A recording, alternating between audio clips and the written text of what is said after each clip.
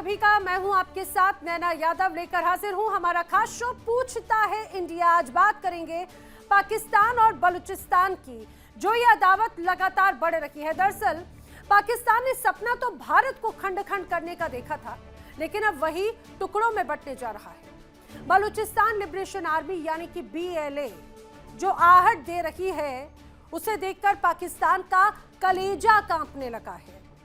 BLA लड़ाकों की हुंकार देखकर पाकिस्तान के पैर उखड़ने लगे हैं।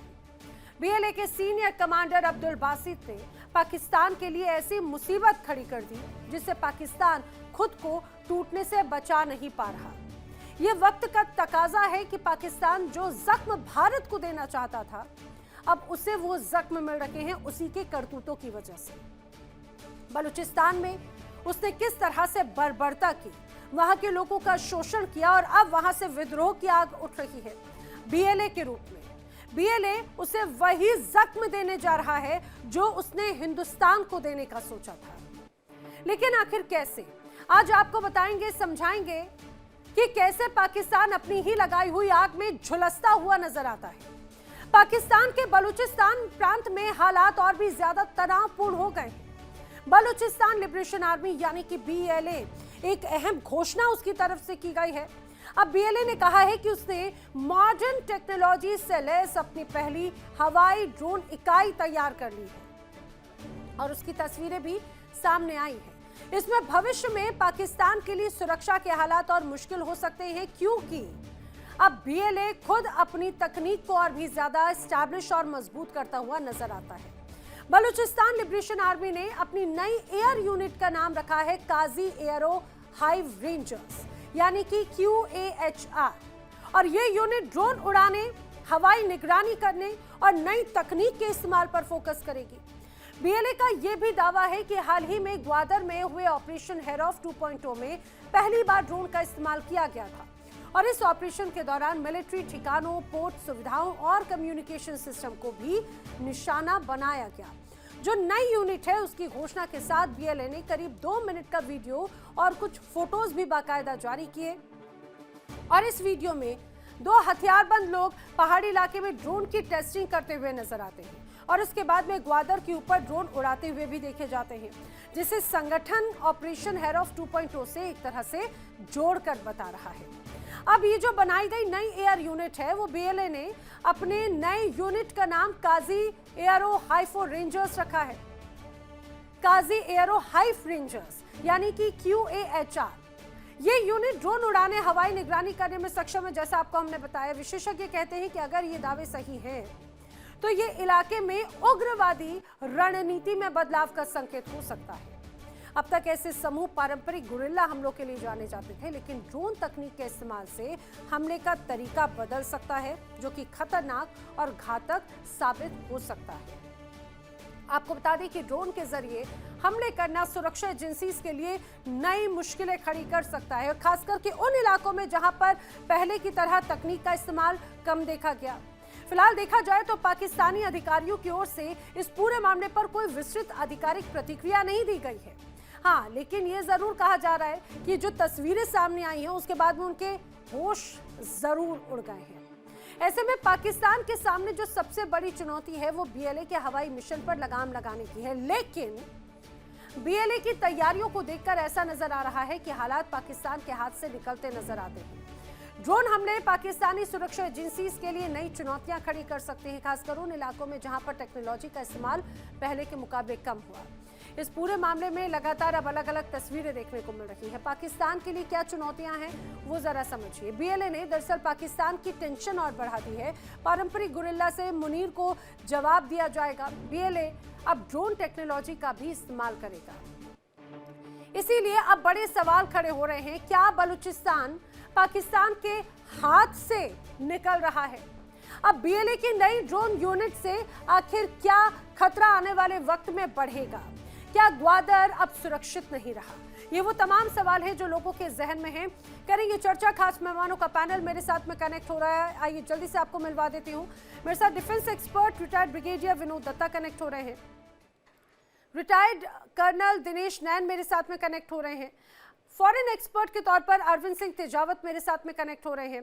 पाकिस्तान से पीओ के एक्टिविस्ट डॉक्टर अमजद अयूब मिर्जा मेरे साथ में कनेक्ट हो रहे हैं और पाकिस्तानी जर्नलिस्ट नदीम ज़ईम भी मेरे साथ में कनेक्ट हो रहे हैं। आप सभी का इस पूरी चर्चा में बहुत स्वागत है। इस पूरी चर्चा की शुरुआत मैं चाहूंगी एक बार जल्दी से पाकिस्तान से ही कर लेती हूँ, समझ लेती हूँ कि आखिर क्या स्थितियां हैं अभी। नदीम ज़ईम जी, अभी कुछ समय पहले हमने देखा था पाकिस्तान को के जो प्रधानमंत्री हैं उनको लेकर बाकायदा ये नोटिस जारी करते हुए कहा था बलूचिस्तान में कि वो अगर आए यहाँ पर तो बाकायदा वीजा के साथ में आए।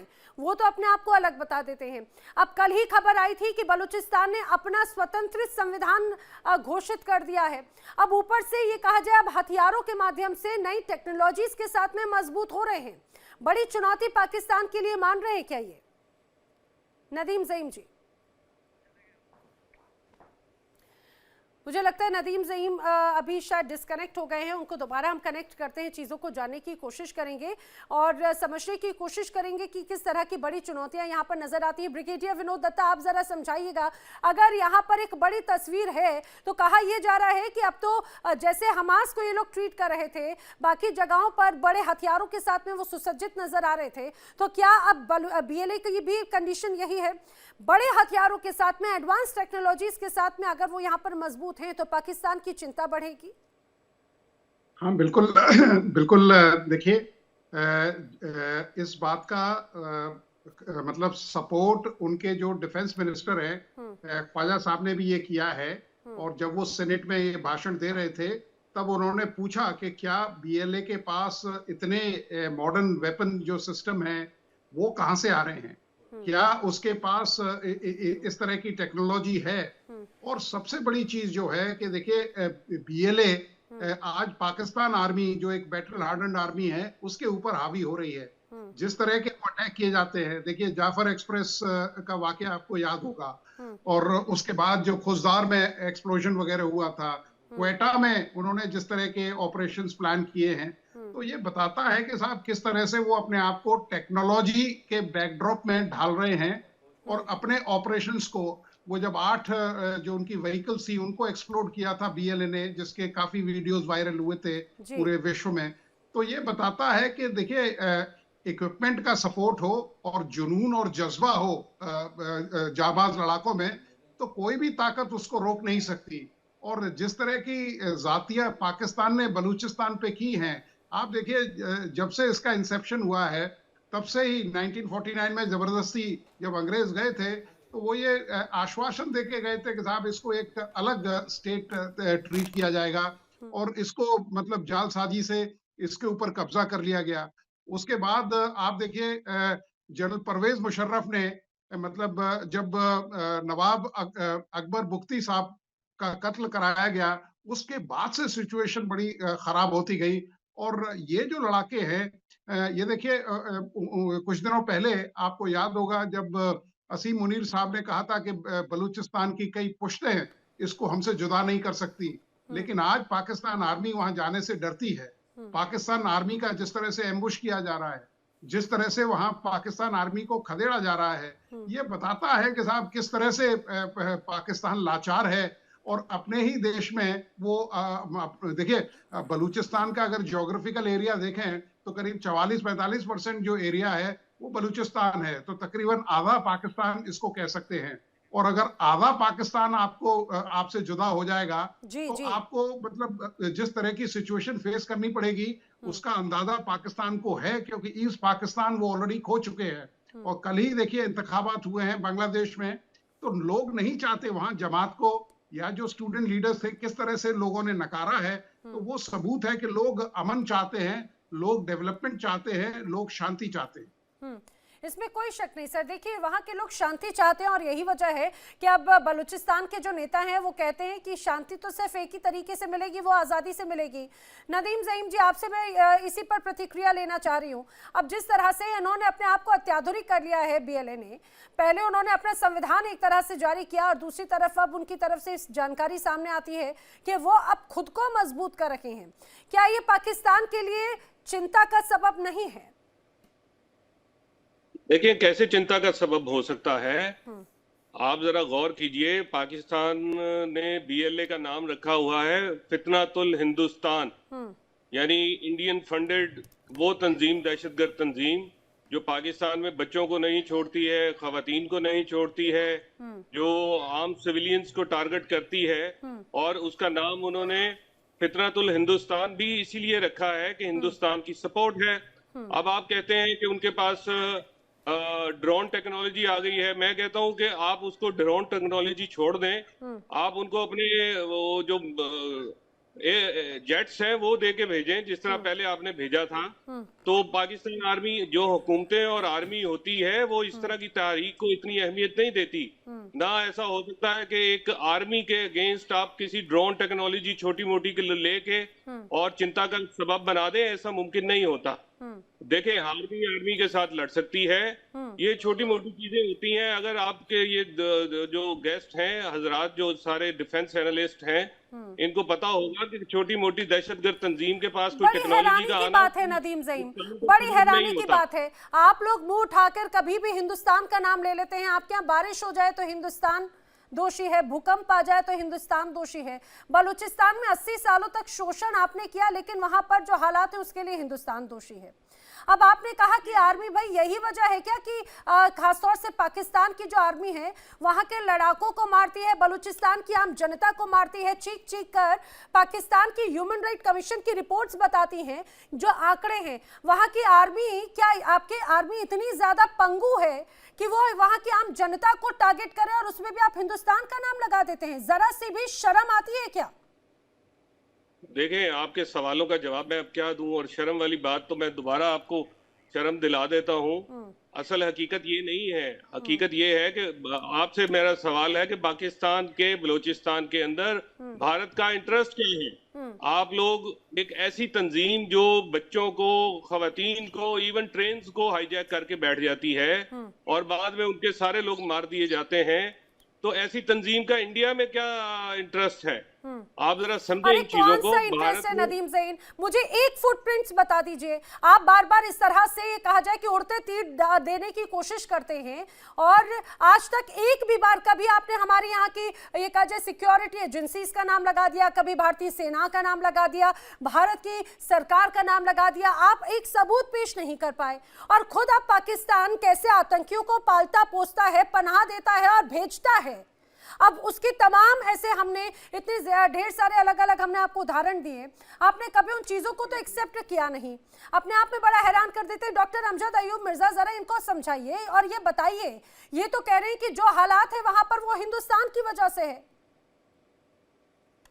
अच्छा, ये सवाल, बहुत शुक्रिया आपका। ये सवाल अगर किया जाए बलोचों से, तो बलोच, आपको पता है इसको क्या कहते हैं? पाकिस्तान की जो फौज बलूचिस्तान में कत्लेआम कर रही है लोगों का, उसको कहते हैं फितनतुल पंजाब। और आज के बाद आप भी इसको फितनतुल पंजाब कहें। ये पाकिस्तान वाले कहते हैं फितनतुल हिंदुस्तान, लेकिन इनके पास तो एक जरा बराबर भी सबूत नहीं है कि इंडिया जो है वो मदद कर रहा है। मैं आपको बताऊं, कई बलोच रहनुमा लीडर्स ऐसे हैं जो ये शिकवा करते हैं, शिकायत करते हैं कि भारत अपना किरदार अदा नहीं कर रहा बलूचिस्तान में। बलूचिस्तान में भारत को अपना किरदार अदा करना चाहिए। मैं आपके बीच में नहीं बोला, तो आप भी मत बोले, जरा खामोश रहे 2 मिनट के लिए। दूसरा जो है, ये कहते हैं कि बच्चों को मारते हैं, तो इस वक्त, और औरतों को मारते हैं, ख्वातीन को, तो इस वक्त जो है बड़ी तादाद में बलूचिस्तान में औरतें जो है वो 7 औरतें, कम से कम 7 women are already in the custody of Pakistan military in torture cells. कई लापता हैं लड़कियां, 15-15 साल, 13-13 साल की लड़कियों को पाकिस्तान की आर्मी और एजेंसियों ने अगवा किया है। डॉक्टर मारंग बलोच को इन्होंने, human right activist pro Pakistani को जेल में डाला हुआ है। मतलब है, ये बातें जितनी मर्जी कर ले, असल मुद्दा जो है आज का वो ड्रोन टेक्नोलॉजी है। और ड्रोन टेक्नोलॉजी हासिल हो चुकी है बलूचिस्तान की BLA को। और ये सिर्फ BLA नहीं है, इसको कहते हैं बलूचिस्तान की नेशनल आर्मी। ये इसको लोग कहते हैं हमारी कौमी फौज है ये। और मैं आपको ये भी बता दूं कि ये, एक तो ये बोलने नहीं दे रहे, बीच में बार बार इंटरप्ट कर रहे हैं, इंतहाई बदतमीजी है ये। बहरहाल, दूसरा मैं आपको ये बताऊं कि इस वक्त ये जो ड्रोन टेक्नोलॉजी है, नदीम ज़ईम, आपको हिंदुस्तानी तो आपको दुश्मन नजर आते हैं, बलूचिस्तानी तो आपके अपने हैं ना। अब जरा उनकी बात सुन लीजिए। आपने तो एक तरफा बात रखनी है, कम से कम जो आप ही के मुल्क के लोग हैं, अमजद अयूब मिर्जा, वो एक्टिविस्ट हैं, जरा उनकी बात सुन लीजिए। अब सूरत ये है कि मैं आपको ये आज बता रहा हूँ कि नेक्स्ट अटैक जो होगा ड्रोन से, वो कोर कमांडर के हेडक्वार्टर पे होगा और फेडरेशन का जो नुमाइंदा है गवर्नर हाउस पे होगा। अब ये बहुत एक्सटेंडेड आर्म है स्ट्रगल का, यानी कि बाजू बहुत लंबा हो गया है कोई चीज के लिए।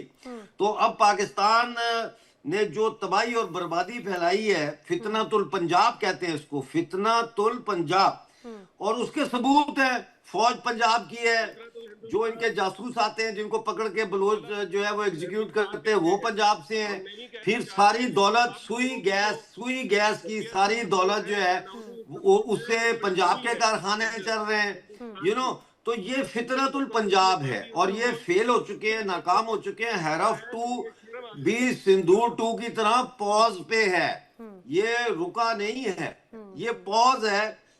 अभी उन्होंने जो प्रैक्टिस की, ये ड्रेस रिहर्सल हो रही है फाइनल असॉल्ट के लिए, ये ड्रेस रिहर्सल है। और पाकिस्तान के नक्शे से मैं ये दुआ आपसे अपील करूंगा कि भारत को चाहिए कि पाकिस्तान के नक्शे से अब बलूचिस्तान को निकाल दे। कम से कम आप लोग ये तो कर सकते हो ना, बाकी दिखा दो पाकिस्तान। हम तो नहीं, बल्कि खुद इनके जो ये कहा जाए कि सो कॉल जो इनके ये छत्र छाया में रहते हैं, जिन्हें ये अब्बू जान कहते हैं, डोनाल्ड ट्रंप या अमेरिका, उन्होंने तक ने एक तरह से नकार दिया पाकिस्तान को लेकर। खासतौर से भारत का जो नक्शा पेश किया था उसमें तो पीओके बलूचिस्तान तक का इसमें हिस्सा एक तरह से बता दिया गया था। मैं दिनेश जी का रुख करूं, लेकिन यहाँ पर आपकी बात का जवाब जरूर कुछ देना चाह रहे हैं नदीम ज़ईम जी। जी, मैं ये कह रहा हूं कि ये छोटी मोटी ड्रोन टेक्नोलॉजी से कुछ नहीं होगा। भारत को चाहिए कि अब अपने राफेल भेज दें बलूचिस्तान में, और फिर पाकिस्तानी आर्मी की ताकत को देखें जो उन्होंने पिछले दिनों में ऑपरेशन संदूर में आपको दिखाई है। 5-6 घंटों तक इंडिया की फिजाओं पे कब्जा रहा है पाकिस्तान एयरफोर्स का। हैरत की बात है, और हम कभी नहीं चाहते थे, हम नहीं कभी चाहते थे कि जरा सोच समझकर बोलिएगा, सुनिए, जरा सोच समझकर बोलिएगा। आप हिंदुस्तान से हस्तक्षेप की बात कर रहे हैं। हिंदुस्तान ने जब एक बार हस्तक्षेप किया था तो आपका हिस्सा टूटकर बांग्लादेश बन गया था। आप चाह रहे एक बार फिर से हिंदुस्तान जो है वो हस्तक्षेप कर दे। दिनेश नैन जी कह रही ड्रोन टेक्नोलॉजी कुछ बिगाड़ नहीं सकती, तो फिर क्यों आखिर बार बार चिंता जताते हैं? हैरफ 2 में ही जब ऐसे हाहाकार मच गया, और जब यहाँ पर एक तरफ ये कहा जाए कि ये भी कहा जा रहा है, सीधे सीधे अमजद जी कह रहे हैं कि अभी भी हैरफ 2.0 सिर्फ अभी पॉज हुआ है, एक्टिविटीज तो आगे कंटिन्यू देखी जा सकती है। नैना, ये नदीम की इच्छा पूरी कर रहे हैं हम। 114 राफेल का करार पूरा हो गया, आज हम लोग ले रहे हैं, आ रहे हैं, अभी इंतजार करो, आप आएंगे। अब रही बात नदीम की, तो मैं क्या ही बात करूं, क्योंकि इनके जो रक्षा मंत्री हैं ख्वाजा आसिफ, वो देखा नहीं इनकी संसद के अंदर कैसे चिल्ला रहे थे 2 दिन पहले कि हमारी सेना का तो कोई वजूद ही नहीं है, उनके पास तो 20-20 लाख रुपए वाली राइफलें हैं, इनके पास BLA के पास, BLF के पास, हमारी सेना तो कहीं टिकती नहीं है, और उन लोगों के पास में इतना ज्यादा टेक्नोलॉजी आ गया है। तो आ गया है नदीम, अब उनके पास में, अब उनके सुनने की क्षमता रखो। बोलने से अगर पाकिस्तान बच जाता तो सारे पाकिस्तानियों को बोलो कि बोलना शुरू कर दे, बस बोलने से नहीं बचने वाला, वो चुप सुन लो अभी। तो इनके पास में भी टेक्नोलॉजी आ गई है ड्रोन्स का, ये हाइब्रिड टेक्नोलॉजी है। आपके F-16, आपके J-10C का जो कबाड़ा है, आपका J-10C का, ये रखा रह जाएगा। अभी जो लड़ाके हैं ना BLA के, अब आएंगे आपके ऊपर, तो आप खुदा का खौफ खाओ कि आपकी रावलपिंडी, आपका इस्लामाबाद, आपका D² से लेकर के रेड जोन तक का जितना इलाका है, कराची, क्वेटा, लाहौर, कोई शहर नहीं ऐसा जिसमें अब ये ड्रोन्स नहीं आएंगे। आपको बड़ा शौक था ना ये गेम खेलने का भारत के साथ। कश्मीर तो गया, अब बलूचिस्तान गया। कश्मीर तो गया, बलूचिस्तान भी गया। पिछली दफा जब पिटाई नदीम हुई सुन तो लो, हमने आपके कहा फायदे की राफेल बात कर रहा लेंगे हूँ, तो राफेल थोड़ा सुन लो यार, उसके सुन बाद लो। मुकाबला करेंगे। मैं मेरा आपके टाइम पे कोई बोला नहीं ना, अगर ऐसा करोगे ना बेटा अब्बू के साथ में, तो अब्बू बोलने नहीं देंगे तुमको फिर। देखिए इंडिया डेली 24/7 अब आपकी स्मार्ट टीवी पर। इंडिया डेली मौजूद है सभी डिजिटल प्लेटफॉर्म पर लाइव और लगातार। इंडिया डेली 24/7 हर दिन राष्ट्र को समर्पित।